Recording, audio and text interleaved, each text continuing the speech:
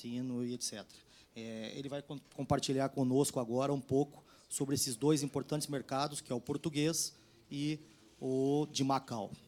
Passo a palavra a... Se calhar é mais fácil falar aqui. Antes de mais, obrigado, Edgar. Cumprimentar o Sr. Deputado, Evandro Román. Muito obrigado pelo convite. É uma honra estar aqui na Casa do Povo Brasileiro.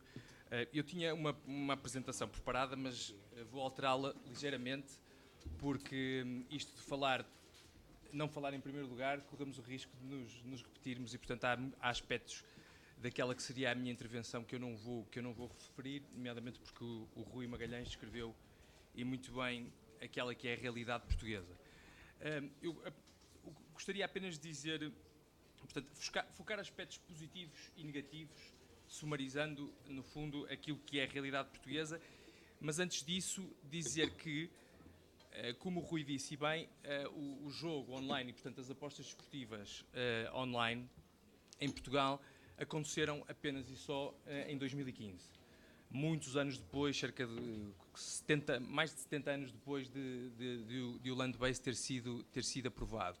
E isso ficou-se a dever a uma razão muito singular, que foi, na altura, o Estado português estava sobre a intervenção daquilo que nós chamamos a Troika, portanto, que é o Banco Central Europeu, o Fundo Monetário Internacional e a Comissão Europeia.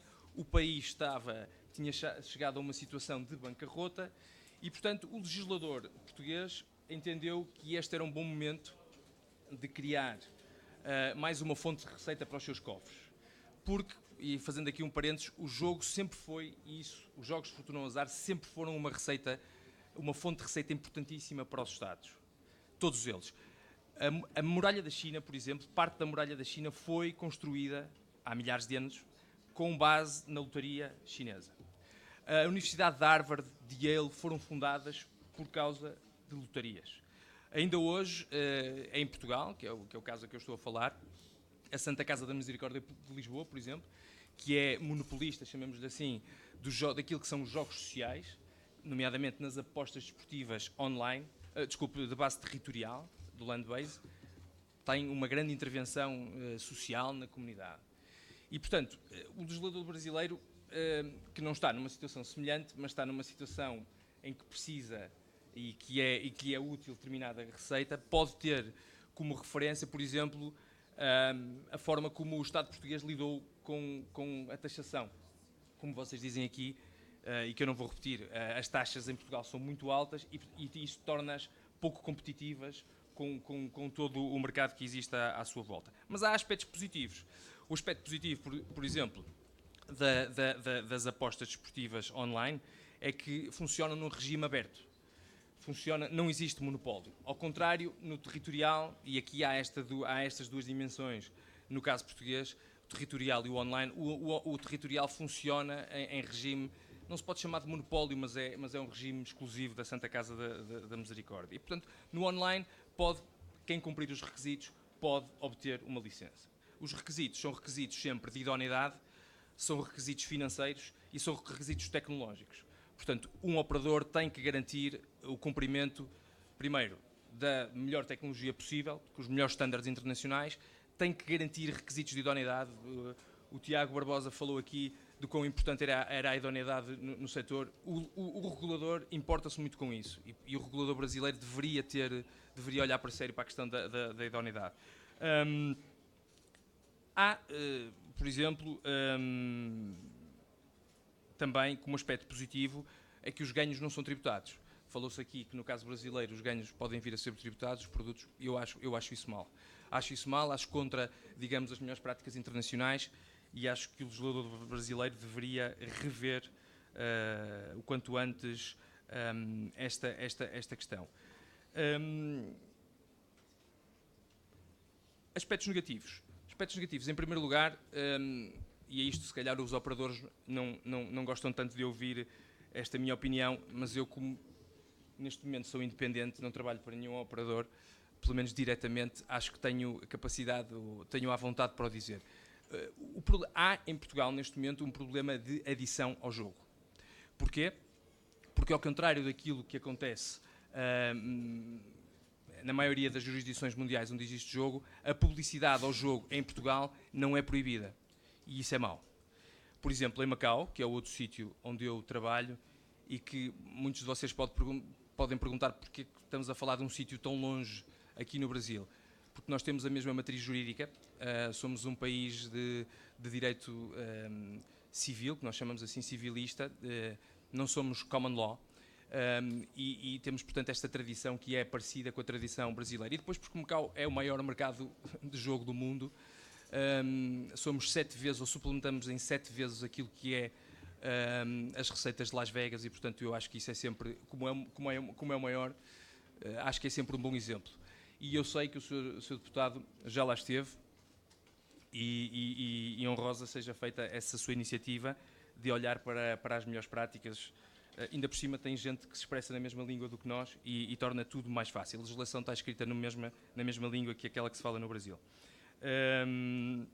E, portanto, há um problema efetivo com a publicidade ao jogo que existe em Portugal, e acho que o legislador brasileiro deveria olhar também para esta questão de uma forma preocupada.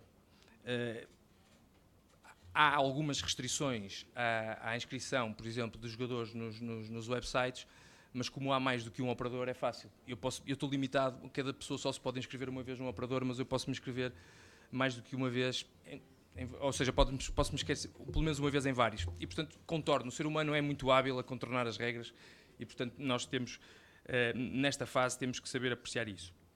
No caso de Macau, o regime que existe, a legislação que existe é de 2002, portanto, o mundo mudou muito desde então. Se nós considerarmos que o principal desporto nas apostas esportivas é o futebol, a República Popular da China ainda não tem um foco muito grande no futebol, mas com 1,3 bilhões de pessoas, se 50% gostarem ou 40% já é muito. E, portanto, é uma realidade que tem vindo a crescer, a legislação não tem acompanhado. Não existe, por exemplo, jogo online. As apostas desportivas e as apostas de casino e o jogo em casino é apenas e só territorial. No caso das apostas desportivas, a lei já contempla uma possibilidade de se fazer apostas online, ou melhor, de o operador poder instalar um sistema online, mas isso ainda não acontece. E, portanto, estamos a olhar aqui para um sistema que funciona, que é altamente lucrativo, mas que não será, digo eu, a melhor prática, pelo menos a mais moderna. De qualquer das maneiras, questões relevantes, é um monopólio, mal quanto a mim. Os tempos que correm também já não são muito suscetíveis a monopólios, lá isso ainda acontece. Funciona num regime de concessão, como sabem, é uma das possibilidades para a operação de jogos de fortuna ao azar. A concessão distingue-se, e muito rapidamente, distingue-se da licença porque é mais